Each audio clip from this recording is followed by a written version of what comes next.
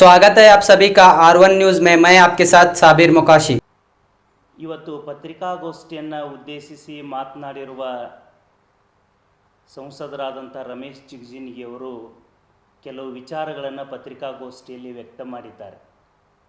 ನಾನು ಲಿಂಗಾಯತ ವಿರೋಧಿ ಅಲ್ಲ, ಲಿಂಗಾಯತ ನಾಯಕರಾದಂಥ ಮಾಜಿ ಸಚಿವರಾದಂಥ AB ಪಾಟೀಲ್ರನ್ನು ಹಾಗೂ ಮಾಜಿ ಸಚಿವರಾದಂಥ ದಿವಂಗತ ಉಮೇಶ್ ಕತ್ತಿ ಅವರನ್ನು, ಲಕ್ಷ್ಮಣ್ ಸವದಿ ಅವರನ್ನು ಹಾಗೂ ರಾಜು ಕಾಗೆ ಅವರನ್ನು ನಾನೇ ಬೆಳೆಸಿದ್ದೇನೆ ಅಂತಕ್ಕಂಥ ಮಾತನ್ನು ಅವರು ಹೇಳಿದ್ದಾರೆ.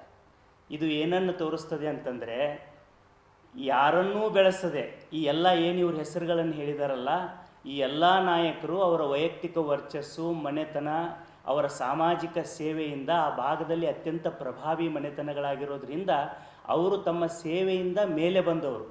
ಅವ್ರನ್ನೆಲ್ಲ ನಾನೇ ಬೆಳೆಸಿದ್ದೀನಿ ಅಂತ ಹೇಳಿ ಇವತ್ತು ಜಿಗಜಿಣಗಿ ಸಾಹೇಬರು ತಮ್ಮ ಪತ್ರಿಕಾಗೋಷ್ಠಿಯಲ್ಲಿ ಹೇಳಿದ್ದಾರೆ. ಅಂದರೆ ಸೋಲಿನ ಹತಾಶೆಯಿಂದ ಇವತ್ತು ಲಿಂಗಾಯತರು ಅವರಿಗೆ ನೆನಪಾಗಿದ್ದಾರೆ. ಇವರು ಯಾರನ್ನೂ ಜಿಗಜಿಣಗಿಯವರು ಬೆಳೆಸಿದವರಲ್ಲ, ಇವರು ಸ್ವಸಾಮರ್ಥ್ಯದ ಮೇಲೆ ಬೆಳೆದವರು ಅನ್ನೋದನ್ನು ಜಿಗಜಿಣಗಿಯವರು ಅರ್ಥ ಮಾಡಿಕೊಳ್ಬೇಕು. ಇಷ್ಟು ಸುದೀರ್ಘ ಅವಧಿಯ ರಾಜಕೀಯ ಒಂದು ಅಧಿಕಾರವನ್ನು ಅನುಭವಿಸಿದಿರಲ್ಲ ಜಿಗಜಿಣಗಿ ಸಾಹೇಬ್ರೆ, ವಿಜಯಪುರ ಜಿಲ್ಲೆಯಲ್ಲಿ ಒಬ್ಬ ನಾಯಕನನ್ನು, ಲಿಂಗಾಯತ ನಾಯಕನನ್ನು ನೀವು ಬೆಳೆಸಿದ್ದೀರಾ? ಅವರಿಗೆ ಯಾವ ಸ್ಥಾನಮಾನ ಕೊಡಿಸಿದ್ದೀರಿ ಅನ್ನೋದನ್ನು ಸ್ವಲ್ಪ ಸಾರ್ವಜನಿಕವಾಗಿ ತಾವು ಹೇಳಬೇಕು. ಯಾರನ್ನು ಬೆಳೆಸಿದ್ದೀರಿ? ನಿಮ್ಮದೇ ಸ್ವಪಕ್ಷದ ಬಸನಗೌಡರು ಇರ್ಬೋದು, ಶಿವಾನಂದ ಪಾಟೀಲ್ ಇರ್ಬೋದು, ಎಲ್ಲ ನಾಯಕರನ್ನು ಎಲ್ಲ ಹಂತದಲ್ಲಿ ತುಳಿದವರು ನೀವೇ ಅಂತ ಜನಸಾಮಾನ್ಯರು ಮಾತಾಡ್ಕೊಳ್ತಾರೆ. ಅದಕ್ಕೆ ಸೋಲಿನ ಹತಾಶೆಯಿಂದ ಇವತ್ತು ನೀವೇನು ಹೇಳ್ತಾ ಇದ್ದೀರಿ, ಲಿಂಗಾಯತ ಸಮುದಾಯದಿಂದ ನಾನು ಬೆಳೆದೆ, ಚಿಕ್ಕೋಡಿಯಲ್ಲಾಗಲಿ ವಿಜಯಪುರದಲ್ಲಾಗಲಿ ಅನ್ನೋದನ್ನು ನೀವು ಒಪ್ಪೋದಕ್ಕೆ ತಯಾರಿಲ್ಲ. ಲಿಂಗಾಯತರನ್ನೇ ನಾನೇ ಬೆಳೆಸಿದೆ ಅಂತ ಹೇಳುವಂಥ ದುರಹಂಕಾರದ ನಿಮ್ಮ ಮನಸ್ಥಿತಿಯನ್ನು ನೋಡಿದರೆ, ನಿಮ್ಮ ಅಂತರಂಗದಲ್ಲಿ ಲಿಂಗಾಯತ ವಿರೋಧಿ ಮನೋಭಾವವನ್ನು ಹೇಗೆ ನೀವು ಎಷ್ಟು ದಿನ ಹತ್ತಿಕ್ಕೊಂಡು ಬಂದಿದ್ದೀರೋ, ಇವತ್ತು ಸೋಲಿನ ಹತಾಶೆಯಿಂದ ಪತ್ರಿಕಾಗೋಷ್ಠಿಯಲ್ಲಿ ಆ ಸತ್ಯಗಳನ್ನು ಬಾಯಿ ಬಿಟ್ಟಿದ್ದೀರಿ ಅಂತ ನಾನು ಭಾವಿಸಿಕೊಂಡಿದ್ದೇನೆ.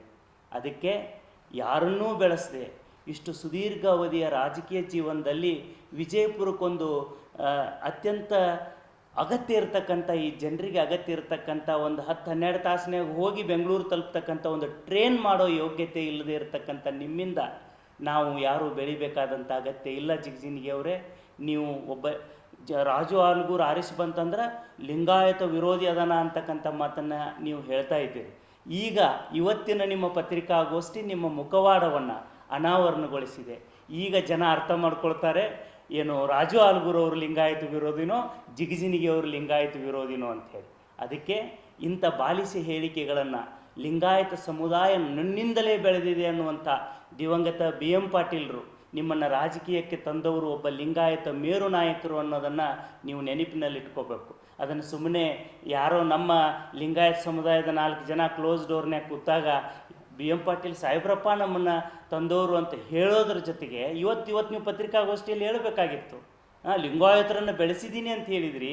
ಆದರೆ ನಿಮ್ಮನ್ನು ಮೊಳಕೆ ಎಳೆಯೋ ಸಂದರ್ಭದಲ್ಲಿ ಅದೇ ಪುಣ್ಯಾತ್ಮರು, ಲಿಂಗಾಯತ ನಾಯಕರು, ಪುಣ್ಯ ಪುರುಷರಾದಂಥ ದಿವಂಗತ BM ಪಾಟೀಲರು ನಿಮ್ಮ ಮೊಳಕೆಗೆ ನೀರೆರೆದು ಮಹಾಮರವಾಗಿ ಬೆಳೆಯೋ ಹಾಗೆ ಮಾಡಿದ್ರಲ್ಲ, ಆ ಲಿಂಗಾಯತರನ್ನು ಸ್ಮರಿಸುವ ಸೌಜನ್ಯ ನಿಮ್ಮಲ್ಲಿಲ್ಲ ಅಂತಕ್ಕಂಥದ್ದನ್ನು ಈ ಸಂದರ್ಭದಲ್ಲಿ ನಾನು ಹೇಳಿಕೆ ಬಯಸ್ತೇನೆ. ಯಾವ ಲಿಂಗಾಯತನನ್ನೂ ಬೆಳೆಸದೆ ಲಿಂಗಾಯತರನ್ನೇ ನಾನೇ ಬೆಳೆಸಿದ್ದೇನೆ ಎನ್ನುವ ನಿಮ್ಮ ಉಡಾಫೆ ಇವತ್ತು ನಾಳೆ 7ನೇ ತಾರೀಕು ಲಿಂಗಾಯತರು ಅದಕ್ಕೆ ಉತ್ತರ ಕೊಡ್ತಾರೆ ಅಂಥೇಳಿ ನಾನು ಈ ಸಂದರ್ಭದಲ್ಲಿ ಹೇಳಿಕೆ ಬಯಸ್ತೇನೆ.